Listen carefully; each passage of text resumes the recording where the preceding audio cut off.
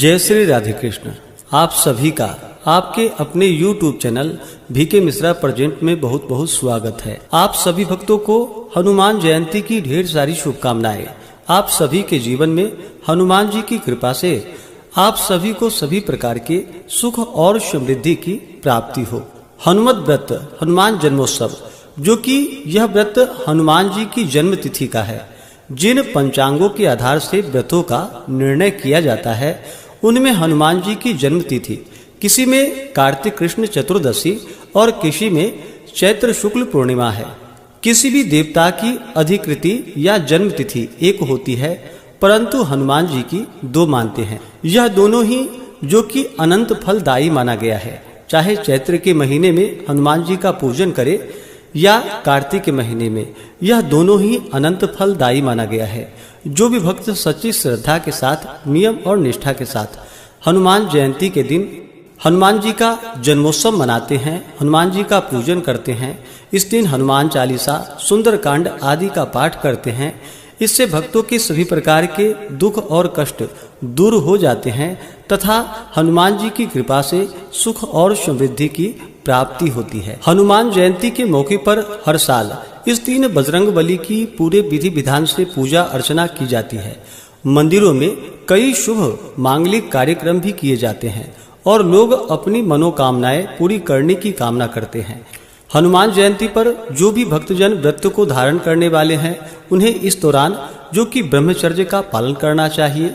सुबह ब्रह्म मुहूर्त में उठकर के भगवान श्री राम, माता सीता व हनुमान जी का स्मरण करना चाहिए, व्रत का संकल्प लेना चाहिए। घर में पूजा के स्थान पर हनुमान जी की मूर्ति स्थापित करनी चाहिए या फोटो प्रतिमा रख करके हनुमान जी का पूजन करना चाहिए। साथ में भगवान श्री राम, माता सीता का, लक्ष्मण भ्राता का भी पूजन करना चाहिए। इस दौरान राम पंचायतन का पूजन करना चाहिए। हनुमान जी का जो कि जल से अभिषेक करे, पंचामृत से अभिषेक करे, शुद्ध गंगा जल से अभिषेक करे। हनुमान जी को लाल वस्त्र चढ़ाएं, यज्ञोपवीत अर्पित करे। हनुमान जी को सिंदूर अति प्रिय होता है तो उन्हें सिंदूर अवश्य ही चढ़ानी चाहिए। लाल पुष्प हनुमान जी को अर्पित करे, फिर अबीर, गुलाल, चंदन आदि अर्पित करे। अक्षत को भिगो करके उसमें कुमकुम मिला करके हनुमान जी को अक्षत चढ़ानी चाहिए। फिर सुगंधित फूल और फूलों की माला हनुमान जी को अर्पित करनी चाहिए। इसके बाद धूप और दीप दिखा करके अनेक प्रकार का नैवेद्य आदि अर्पित करनी चाहिए। इस दिन नारियल हनुमान जी को चढ़ानी चाहिए। सुगंधित इत्र हनुमान जी को अर्पित करनी चाहिए। हनुमान जी की मूर्ति के वक्ष स्थल पर यानी कि हृदय वाले स्थान पर चंदन से श्री राम लिखे। इसी तरह श्रद्धा पूर्वक जो भी चढ़ाना हो वह हनुमान जी को अर्पित करे। इसके बाद फिर पूजन संपन्न होने पर हनुमान चालीसा, सुंदरकांड आदि का पाठ करना चाहिए या श्रवण करना चाहिए और भगवान श्री राम के नाम का जप करना चाहिए, हनुमान जी के नाम का जप करना चाहिए। इससे हनुमान जी अपने भक्तों पर अति प्रसन्न होते हैं। हिंदू धर्म में हनुमान जयंती का विशेष महत्व है। इस पर्व को शक्ति, भक्ति और निष्ठा का प्रतीक माना जाता है। इस दिन हनुमान जी की विधिवत पूजा करने से व्यक्ति को हर तरह की बाधाओं से मुक्ति मिल जाती है और सुख समृद्धि की प्राप्ति होती है।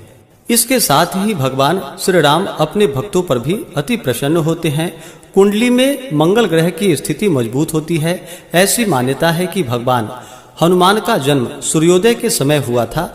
इसी कारण इस दिन ब्रह्म मुहूर्त में उठकर सभी कामों से निवृत्त होकर स्नान आदि करने के साथ हनुमान जी की विधिवत पूजा करनी चाहिए। इससे हनुमान जी अपने भक्तों पर अति प्रसन्न होते हैं।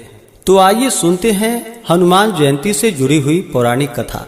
तो बोलिए प्रेम से हनुमान जी महाराज की जय। सियापति रामचंद्र की जय। सर्वदेवी देवता की जय। हनुमान भक्तों के लिए हनुमान जयंती का विशेष महत्व है। शास्त्रों के अनुसार हनुमान जी को राम भक्त माना जाता है। हनुमान जी को बल, बुद्धि, विद्या, शौर्य, धर्म, निर्भयता का प्रतीक माना जाता है। जब कोई परेशानी सामने खड़ी हो जाती है तो सबसे पहले पवन सुत को याद किया जाता है। इनको कई नामों से भी जाना जाता है, जैसे कि हनुमान जी, चिरंजीवी, बजरंगबली, पवन सुत, महावीर, बाली बीमा, अंजनी सूत, संकट मोचन, आंजनेय आदि नामों से हनुमान जी को जाना जाता है। हनुमान जी ने अपना पूरा जीवन राम भक्ति में व्यतीत कर दिया और भगवान श्री राम ने उन्हें अजर अमर रहने वाला वरदान दिया। राम भक्ति में तल्लीन हनुमान जी जीवन भर ब्रह्मचारी बने रहे। पौराणिक कथा के अनुसार एक बार महान ऋषि अंगिरा देवलोक पहुँचे। वहां पर इंद्र ने पुंजिकस्थला नाम की अप्सरा द्वारा नृत्य प्रदर्शन की व्यवस्था की, लेकिन ऋषि को अप्सरा के नृत्य में कोई दिलचस्पी नहीं थी, इसलिए वह गहन ध्यान में चले गए।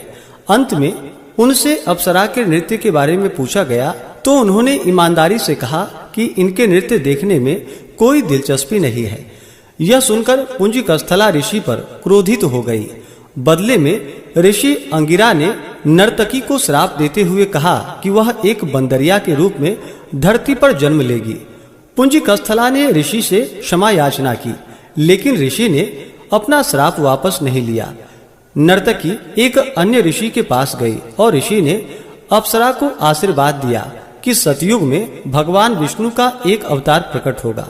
इस तरह पुंजिकस्थला ने सतयुग में वानर राज कुंजर की बेटी अंजना के रूप में जन्म लिया और उनका विवाह कपिराज केसरी से हुआ, जो एक वानर राजा थे। इसके बाद दोनों को एक पुत्र हुआ, जिसे शक्तिशाली हनुमान कहा गया। भगवान शिव के 11वें अवतार माने जाने वाले हनुमान जी के जन्म दिवस को हनुमान जयंती के रूप में बड़े धूमधाम के साथ मनाया जाता है। यह पर्व हिंदुओं का एक प्रमुख पर्व है। यह चैत्र माह की पूर्णिमा को तथा कार्तिक मास की चतुर्दशी को हनुमान जन्मोत्सव के रूप में इस दिन को मनाया जाता है। हनुमान जी की माता का नाम अंजना और पिता का नाम केसरी है। बजरंगबली के जन्म की एक रोचक कथा है। ज्योतिषियों की गणना के अनुसार बजरंगबली का जन्म 58,112 वर्ष पूर्व चैत्र पूर्णिमा को मंगलवार के दिन चित्रा नक्षत्र और मेष लग्न के योग में सुबह 6 बजे हुआ था, यह कहा जाता है। भारत के झारखंड राज्य के गुमला जिले के आंजन नाम के छोटे से पहाड़ी गांव में एक गुफा हुआ था। जब महावीर जी का जन्म हुआ तो उनका शरीर वज्र के समान था। एक और अन्य कथा के अनुसार सतयुग में राजा दशरथ ने संतान प्राप्ति के लिए गुरु वशिष्ठ जी के मार्गदर्शन में पुत्र कामेष्ठी यज्ञ करवाया, जिसे श्रृंगी ऋषि ने संपन्न किया। यज्ञ संपन्न होते ही यज्ञ कुंड के अग्नि से स्वयं अग्निदेव खीर का पात्र लेकर प्रकट हुए और तीनों रानियों को बांट दिए। उसी वक्त रानी केकई के हाथों से एक चील ने खीर छीन ली और मुख में भरकर उड़ गई। चील जब उड़ी तो देवी अंजनी के आश्रम से होकर गुजरी और उस वक्त अंजनी ऊपर की ओर देख रही थी तथा उनका मुख खुला हुआ था।